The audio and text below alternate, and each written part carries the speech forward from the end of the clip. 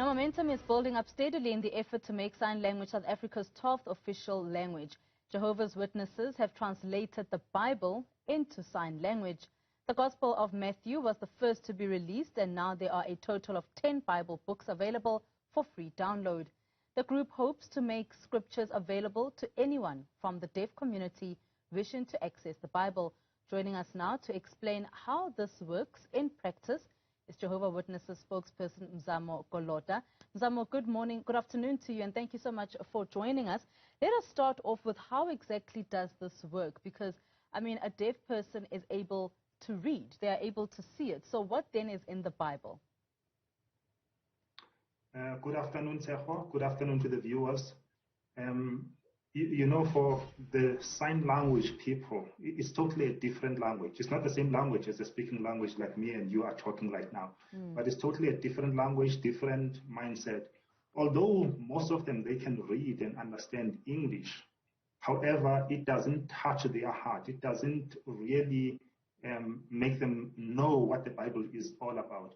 However, when they read the Bible, I mean, when they watch the video, because the Bible in sign language is in a video format, when they watch it and read it in that format, so this helps them. It goes straight to their heart, and they get to understand our Creator. They get to understand Jehovah God. They get to understand the principles, and they get to understand themselves too. So there actually is the sign language actually in the Bible itself? The sign language, yes, we've got an app. As Jehovah's Witnesses, we've got our jw.org app, which is widely known everywhere. However, specifically for sign language, there's a special app for them, which is a JW Sign Language app. You don't only find the South African sign language in this app, but you also get the other sign languages, for instance, like American Sign Language. So it is in a video format, like I already mentioned. And it's easy to follow, it's easy to understand, and the deaf community, they appreciate this so much because, as you know, they feel that they've been marginalized all along. They do not get their own information that goes to them. But now, as Jehovah's Witnesses, we'll make sure that even this marginalized community within South Africa, whereby we have over 500,000 of this community, they must also understand God's word. Talk to us about this appreciation from the deaf community and how it's already assisted those who have been able to download the app. As many are downloading the app, as many of them are reading the Bible this way, they get to understand Jesus' teachings when he was here on earth. When Jesus was here on earth, he taught people how to do things certain ways. And the deaf community, now they understand why we should do things this way. Why did Jesus, for instance, teach people to love each other, which was the main commandment that is there in the Bible, which was the main teaching of Jesus? Why do we have to get to know God better? All of these are the benefits that we get from studying the Bible, and the deaf community, they also get to know it better. Now, who did you partner with in this venture as you started releasing the Bible in sign language? Of course, as we start releasing it, we make sure that the Jehovah's Witnesses who are out there in different congregations, they get to know about it, as well as our neighbors, our friends, and everyone that we know that will benefit from this. We'll make sure that he gets to know about it. We give them the link, we show them how to do this. And as you know, Jehovah's Witnesses, we are known for our door-to-door ministry. We knock on people's doors. And whenever we find deaf people, we make sure that, look, they get to know about the app, they get to know about the Bible, and they get to get closer to God.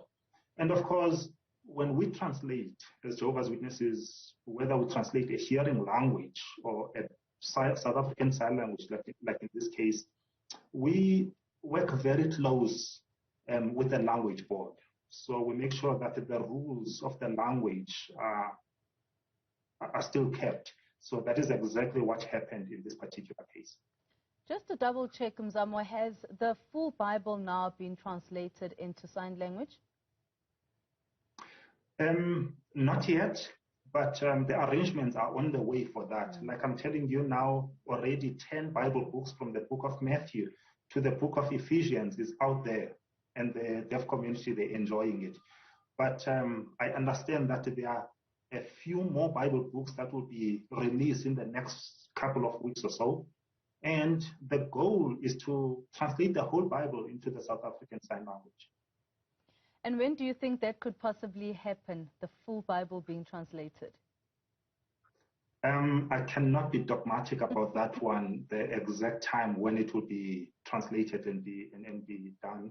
However, like I said, but we do have the specialist on the matter. We've got my dear friend Spusiso. He'll be able to answer that one. And of course, Mzamo, this really just helps the deaf community to feel part of a community, of a greater community than just their own.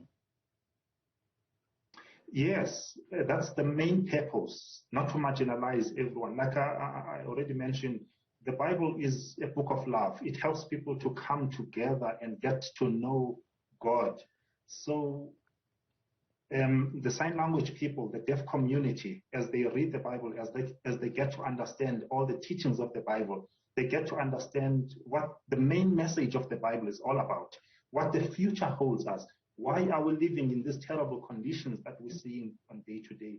Why are the world condition keeps on deteriorating on everyday basis? This community, they need to know these things, and they need to also come closer to God as well. And so, of course, with the translation, as you said, that they need to come closer to God as well, there must be a way for them, as you said, that you guys do door-to-doors, and you show them where they can get this particular this app, and where they'll be able to get the ability to actually be able to read the Bible in their own language, because that's exactly what it is. In your interactions with them, as you show them that this is now what has been designed by the Jehovah's Witnesses, what have been some of the responses from them? The responses are overwhelming. Not only from Jehovah's Witnesses, of course, Jehovah's Witnesses who are deaf, they accept it. I mean, some of them, they work on the project, and I understand that there's what is called a test field. So after translating, they go and test out how does the community feel about, is this the translation that people can really understand? So the deaf community, not only the Jehovah's Witnesses, but also those who are not Jehovah's Witnesses, they accept it they are very excited about it. They are overwhelmed about the so much work that is put in place into it. In addition to that, some people, they've said so many positive things about the translations. One of the main things, it's so easy to understand. As you can imagine, the sign language itself, it's got dialects. Some who are in certain area, they may sign in a certain way, and some in another area may have a different sign.